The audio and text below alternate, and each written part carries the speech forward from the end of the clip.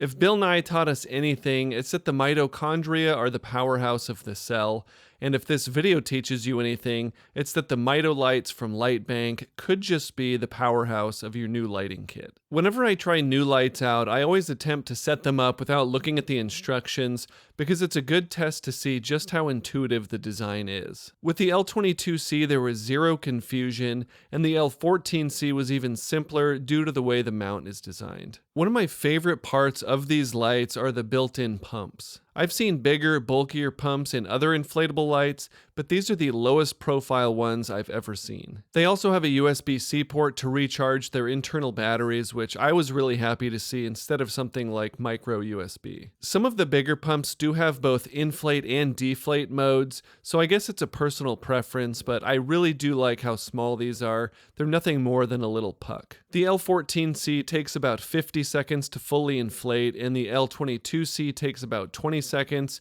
just because it uses a smaller volume of air. Of course, you can also inflate these manually with the included external pump or even your breath in a pinch, although I would recommend against that because, well, getting all that moist breath air in there is just gross. The secondary valve design is great too. Under the first cap is a one-way valve that lets air in but not out, and if you open the secondary cap, you can let all the air out easily when it's time to deflate. I've also seen a lot of different mounting options for inflatable and non-inflatable light mats, including heavy arms or big metal built-in brackets on the light itself, but the way that the Mitolights does it is one of my favorite. The lights themselves have loops on all four corners, so you can rig these lights up without the need of any additional hardware. To mount the tube-shaped lights to a light stand, all you need to do is blow them up and slap them onto the Velcro adapter, and that's it. And the light mats are a little different. The materials and design of the mount for the L22C make it extremely lightweight, but plenty sturdy to support the light,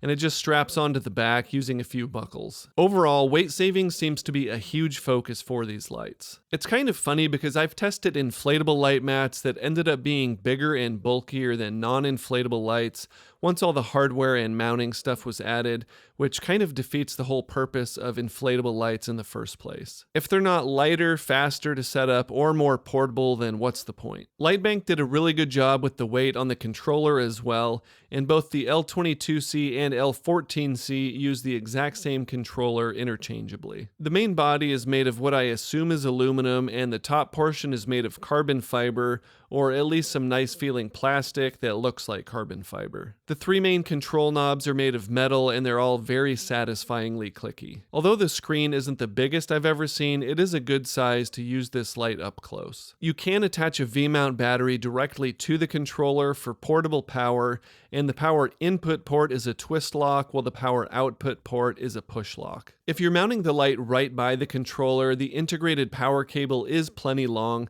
but you do also get an extension cable if you want to keep the controller and the light separate. The other side of the controller has a cooling fan, a USB-A port for firmware upgrades, as well as two full-size DMX ports. It also has a paracord style handle for hanging or handling the controller, as well as a V-mount connector for more rigidly mounting it to a light stand. Although one downside is that it does not include a rigid bracket for actually mounting it to the light stand. You can buy one for like $30, which is not that big of a deal, but it's something I would expect to see included for lights in this price range. Again, I've seen all kinds of variations as far as light stand mounts and angle adjustments for lights like this, but the one that's included here is really good. It's actually double jointed, which does give you more flexibility when angling the light, especially when you're pointing it more downward. Both angle adjustment joints have teeth, so you can really lock it into place, which is nice, because I've tested my fair share of lights that have issues with unwanted twisting or sagging. Another great thing about these lights is that the softbox is integrated directly into it,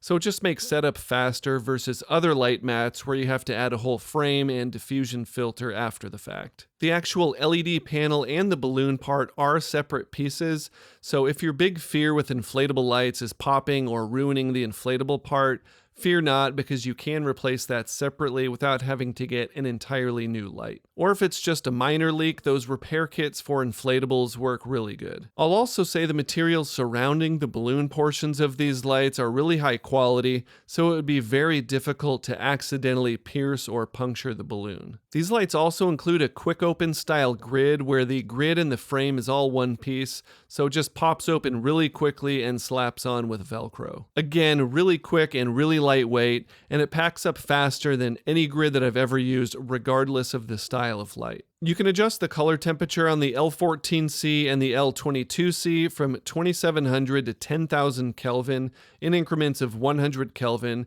and the brightness from 0 to 100% in increments of just 0.1%. There are 3 different brightness adjustment curves as well, which is really useful, especially if you're working in the lower brightness range. These lights are available as bicolor only, but the RGB variations add some nice upgrades. For one, it gives you green magenta tint adjustment in CCT mode, so you can more perfectly match these lights to any other light in your scene. Although I will say the color accuracy, even without tint adjustment, is very good. You also get HSI mode for color, as well as both Lee and Roscoe gel presets. The way the gel mode menu works makes selecting gels really easy on this light, so it's actually useful, which I can't say for some other lights that I've tested. There are 8 customizable special effects on this light, which isn't as many as some other options out there. But the ones that are included are realistic and useful, like flickering light bulb or fire or emergency lights. Before I get to the brightness and color accuracy, there's a few other things that I wanted to mention that I noticed during testing. One quirk with the controller, at least for me, is that when you turn the knobs, it feels like they're going in the opposite direction in the menu. And sometimes when you select a sub-item and turn the knob, it feels like it switches directions compared to what it was doing originally. It's kind of like playing a video game with inverted controls turned on, which can take some getting used to. I also think they could do just a little bit better job with the actual interface of the menu,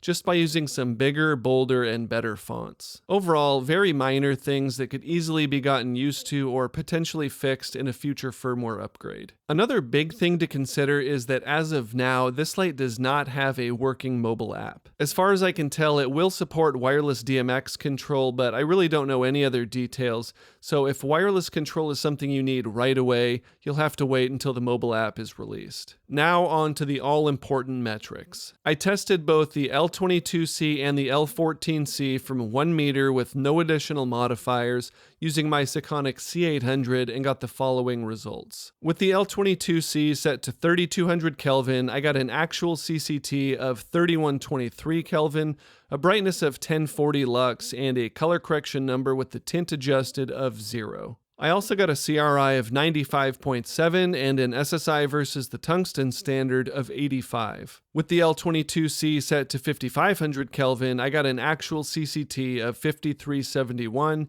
a brightness of 1050 lux, and again, a color correction number with the tint adjusted of 0. I also got a CRI of 96.4 and an SSI versus the daylight standard of 75. With the L14C set to 3200 Kelvin, I got an actual CCT of 3223, a brightness of 887 lux, and a color correction number with the tint adjusted of 0. I also got a CRI of 94.6 and an SSI versus the tungsten standard of 84. With the L14C set to 5500 Kelvin, I got an actual CCT of 5689, a brightness of 826 lux, and again, a color correction number with the tint adjusted of 0. I also got a CRI of 96.1 and an SSI versus the daylight standard of 75. Both of these lights are the same power, but the L14C measures at a lower brightness simply because it puts light out in more directions and I can only measure from a single point in space. So overall, the color accuracy of these lights is very good,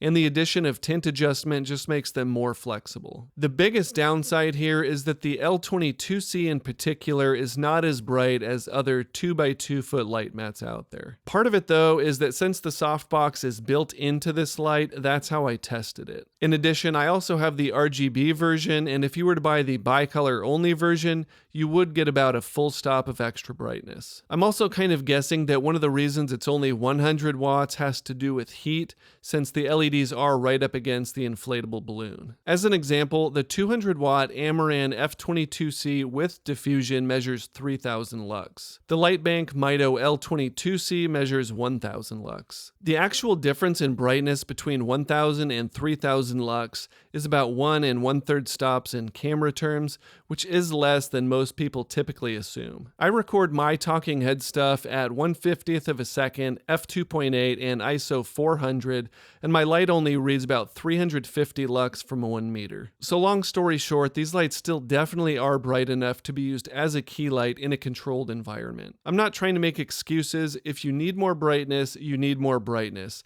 I just want to make it as clear as possible how big of a difference you're going to see between these lights and others. And if you do need more power, they make 2x4, 2x8, and 4x4 foot versions up to 400 watts. On top of these two styles of lights, there are two other things from Lightbank that I wanted to mention as well. One is the Mito Torch, which is a 2-foot inflatable handheld light, which is insanely lightweight for its size. It's 30 watts and bicolor only, but it puts out extremely soft light compared to other tube lights thanks to its form factor. And as a little bonus, you can use this thing as a USB-C power bank if needed. It inflates ultra quickly, and at $149, it compares favorably in a lot of ways versus traditional tube lights. The other thing that I thought was cool was their Mito air tube modifiers. You just blow them up and strap them onto any stock reflector, and they turn a regular old COB into a 1x4 foot soft light source. They're really great for easy top-down lighting or for spaces where a parabolic softbox just isn't practical. The tube-style Mito lights from Lightbank come in 2, 4, and 8 foot variations, both bicolor or full color,